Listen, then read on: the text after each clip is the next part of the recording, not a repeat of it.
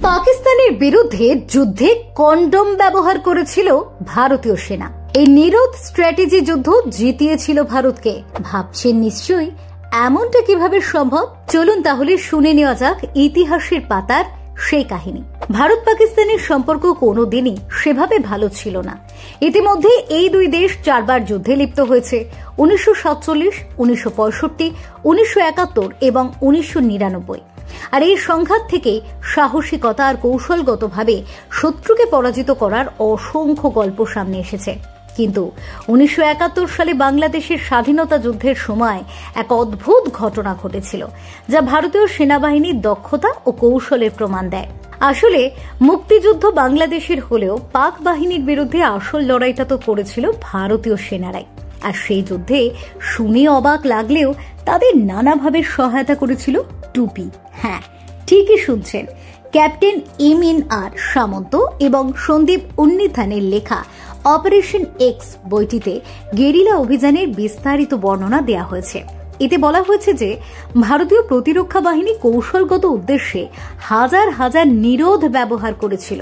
এই ঘটনাটি 1971-এর প্রকৃত যুদ্ধ শুরু হওয়ার আগেই ঘটেছিল।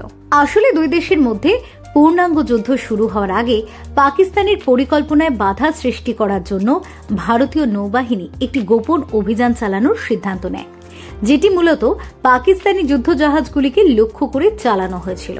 তাই ভারতীয় কর্মকর্তারা পাকিস্তানি জাহাজগুলিকে লক্ষ্য করে এই গোপন অভিযান চালানোর সিদ্ধান্ত নেন।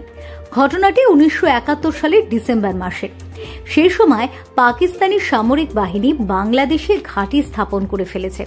খাদ্য, অস্ত্র সহ অন্যান্য জিনিসপত্রের তাদের ভীষণ প্রয়োজন। তাই পাকিস্তান থেকে তাদের কাছে জিনিসপত্র বহন করার জন্য বণিক এবং অন্যান্য জাহাজ ব্যবহার করা হয়। ভারতীয় নৌবাহিনী এই জাহাজগুলিকে লক্ষ্য করে তাদের নেভাল মাইন ব্যবহার করে তাদের নেটওয়ার্ক ভাঙার সিদ্ধান্ত নেয়। তবে এই মাইনগুলিকে নিচে আটকে রাখার প্রয়োজন ছিল, যা কেবল দক্ষ ডুবুরিরাই করতে পারত। এদিকে ভারতীয় বাহিনীর হাতে সে সময় মাত্র কয়েকজন এমন লোক ছিল যারা কিলোমিটারের পর কিলোমিটার সাঁতার কাটতে পারত। আবার সে সময় পাকিস্তান বাংলাদেশে চরম নৃশংসতা চালাচ্ছিল, যার ফলে বাংলাদেশের বাসিন্দারা ভারতে প্রবেশ করতে বাধ্য হয়েছিল। তাই ভারতীয় নৌবাহিনী তাদের মধ্যে থেকে কিছু লোককে বেছে নিয়ে দীর্ঘ সময় ধরে সাঁতার কাটার প্রশিক্ষণ দেওয়া এবং জাহাজগুলিকে উড়িয়ে দেওয়ার পরিকল্পনা বাস্তবায়ন করার সিদ্ধান্ত নেয়। আর এই কাজের জন্য সেই সময় ভারতীয় নৌবাহিনীকে লিম্পেট মাইন ব্যবহার করতে হয়েছিল, যা একটি দেশীয় প্রযুক্তিতে তৈরি অস্ত্র জাহাজ উড়িয়ে দিতে পারে। এরপর সামুদ্রিক ডুবুরিদের একটি বিশেষ দল তৈরি করে তাদের শরীরে মাইন বেঁধে সাঁতার কাটার প্রশিক্ষণ দেওয়া হয়। এরকম বেশ কয়েকটি ব্যাচ তৈরি করে প্রতিটি দলে প্রায় 300 জনকে 5 থেকে 10 কিলোমিটার সাঁতার কাটার প্রশিক্ষণ দেওয়া হয়। কিন্তু এই প্রশিক্ষণ শেষ হওয়ার পরেও ভারতীয় নৌবাহিনী একটি বড় ধরনের সমস্যার মুখোমুখি হয়। লিম্পেট মাইন থাকা একটি দ্রবণীয় প্লাগ জল স্পর্শ করা 30 মিনিটের মধ্যেই মাইনটিকে উড়িয়ে দিতে পারত। এই সমস্যাটির সমাধানের জন্য ভারতীয় অফিসাররা একটি অদ্ভুত সমাধান বের করেন। তারা ঠিক করেন এই প্লাগগুলিকে টুপি দিয়ে ঢেকে দেওয়া হবে। প্রথমে অবশ্য এটি বিশ্বাসযোগ্য মনে হয়নি, কিন্তু তারা চেষ্টা করেন এবং পরীক্ষা চালিয়ে এতে সফল হন। সফলতা আসার সাথে সাথে তারা প্রচুর পরিমাণে নিরোধের অর্ডার দিতে শুরু করেন।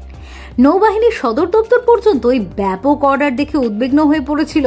এরপর তাদের কাছে পুরো পরিস্থিতি ব্যাখ্যা করা হলে সেটি কার্যকর করা হয়।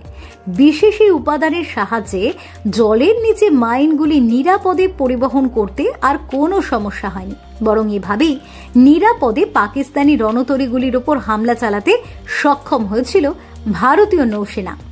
Bureau report, talk to time.